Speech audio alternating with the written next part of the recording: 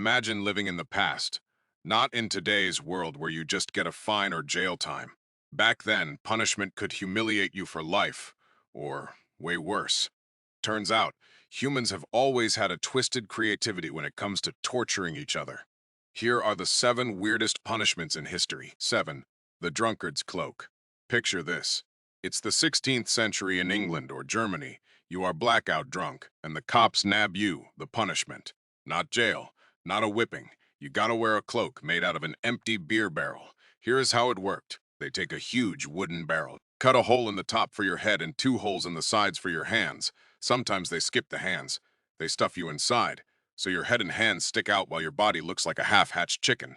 Then they parade you around town. People laugh, throw rotten vegetables, or just stare and shake their heads. This started in 16th century England after the Alehouse Act of 1551 made public drunkenness a civil offense. In Newcastle upon Tyne, they called it the Newcastle cloak. In Germany, it was the Spanish coat. The goal was public humiliation, make you feel so ashamed you never do it again. You would walk for hours with that heavy weight, sweating, barely able to move, while everyone knows you are the town drunk. 1862 American account described victims looking like a confused chicken halfway out of its egg. The effects: physical exhaustion, dehydration, maybe puking inside the barrel, psychological, social trauma for life. Imagine your neighbors never forgetting your face from that parade. It was clever for its time, cheap, no prison needed, and scary enough to keep people in line. Weirdly though, this was only for repeat offenders. First-time drunks just paid a 5-shilling fine. 6. The scold's bridle, or the brank. This one was specifically for women deemed nags, gossips, or loudmouths in 16th to 18th century Scotland and England. Imagine you are a regular woman, but your neighbor or husband complains your tongue is too sharp. The punishment: they strap an iron mask on your head. The mechanics are brutal. An iron frame encases your head with a bit, a small plate about 2 times 1 inches, that goes in your mouth and presses down on your tongue. Sometimes the bit had sharp spikes. You can't speak, just drool excessively. Your jaw aches, and if you move your tongue, excruciating pain. Some versions, like the Forfar bridle or Stockport bridle, had spikes top and bottom to pierce both your tongue and the roof of your mouth. First recorded in Scotland in 1567, used by church courts and local baronies. It wasn't officially royal law, but hyper-local justice. The philosophy was mirror punishment: you run your mouth. Now you are forcibly silenced. They would parade you through town too, with people mocking you as you passed. The damage: physical, mouth wounds, lost teeth, vomiting blood; psychological, severe trauma, women terrified to speak their minds. It was social control, targeting lower-class women, labeled scolds or shrews. Historians note it was used for centuries, even if not fully legal. Some records describe women with broken jaws and lifelong trauma after release. 5. The Kang. In China, from the Song dynasty to the end of the Qing dynasty, 10th to early 20th century, the Kang, or wooden collar known as jia, became one of the most iconic punishments for minor crimes, such as petty theft, debt disobedience, or social rule violations. These super heavy wooden planks could weigh 9 to 42 kilograms or more, with widths up to 2 meters, featuring holes for the neck and hands that locked offenders with their hands always positioned in front of their faces, as if begging. The crime's name was written in large characters on the plank, and victims had to hobble through streets begging for food because they couldn't eat themselves, sleep only on their backs with great difficulty, or clean themselves without others' help. In China's collective society that highly emphasized harmony and family reputation, this portable punishment forced total dependence on public mercy, often causing starvation, chronic shoulder wounds, infections, or even death despite being officially non-lethal. The social stigma was so strong that victims and their families struggled to return to normal life, with the plank's weight adjusted to the crime's severity, and sometimes applied to Manchu people during the Qing era before being gradually abolished in the early 20th century. 4. Tarring and feathering. In 18th century colonial America, particularly during the period leading up to and during the American Revolution between the 1760s and 1770s, tarring and feathering became a highly popular vigilante method among patriots to punish traitors, tax informants, customs officials, or boycott violators of British goods. Victims were typically stripped of their clothes, or partially coated with hot pine tar that could cause moderate burns on the skin, then rolled in chicken feathers until their bodies were covered like furry monsters. and paraded around town in carts or forcibly expelled while being pelted and mocked by crowds.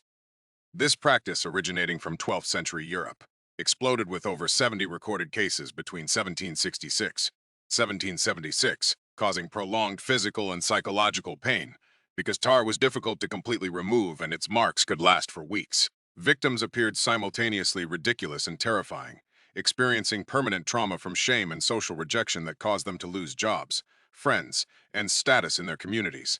A famous example is John Malcolm, a Boston customs official attacked twice, first in Portsmouth and then in January 1774 in Boston, where he was dragged from his home, doused with hot tar, rolled in feathers, beaten, and forced to drink tea until vomiting under the Liberty Tree, becoming a symbol of colonial anger toward British authority. 3. The shrew's fiddle. In Germany and Austria during the Middle Ages to early modern period, approximately 13th-18th centuries, the shrew's fiddle or fiddle of shame, known as halsgauge or shangage, targeted primarily women deemed shrews quarrelsome, argumentative, controlling toward husbands, or disruptive to order. This wooden or iron violin-shaped device locked the offender's neck in a large hole and their wrists in two smaller holes in front of their faces, positioning their hands always at their mouths as if nagging or fiddling ironically. Victims were then chained and paraded through markets or streets, unable to move normally. There were double variations for two quarreling women, forcing their faces to face each other until they repented, which could take a long time and increase frustration and helplessness. This punishment emphasized gender stigma in a society that expected women to be silent and obedient, with the humiliating position making victims brutally mocked by crowds, experiencing deep trauma from losing control over their own bodies and voices, and facing long-term social difficulties after the punishment ended. 2. Flute of shame.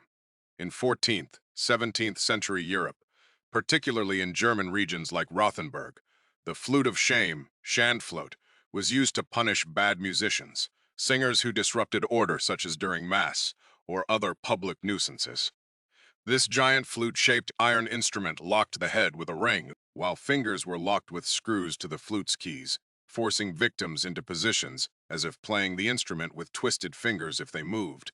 They were then paraded around town while being beaten and pelted with rotten vegetables or eggs by laughing crowds. The irony of this musical instrument was particularly painful because it destroyed professional musicians' self-esteem in an era when music was often associated with religious or social events.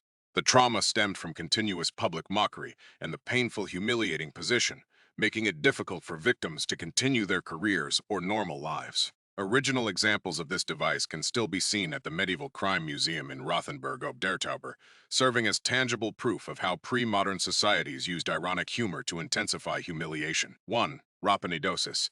Rhaphanidosis in ancient Greece, particularly Athens during the 5th to 4th centuries BCE.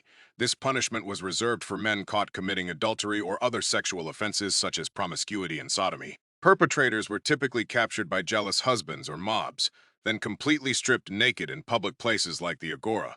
Their pubic hair was plucked using hot walnut ash or other burning ashes that caused severe irritation and burning sensations on the skin, after which a large rough root of radish, Rhaphanidosis, covered in sap, or a sharp mullet fish was forcibly inserted into their anus. This vigilante act, mentioned in Aristophanes' comedies, such as The Clouds, 423 BCE, where the character Right Logic warns of dire consequences for those who trust sophists, was not only physically painful due to the isothiocyanate compounds in radishes that caused chemical burn-like sensations, but also symbolically destroyed masculinity and self-worth in a Greek society that highly valued male bodily honor and the image of dominant masculinity. Victims often became permanent laughingstocks throughout their lives, with stigmas like gaping anus or made into a woman sticking firmly. Although historians debate whether this punishment was actually frequently applied or served more as a metaphor for general humiliation in comedic literature to emphasize the importance of sexual morality.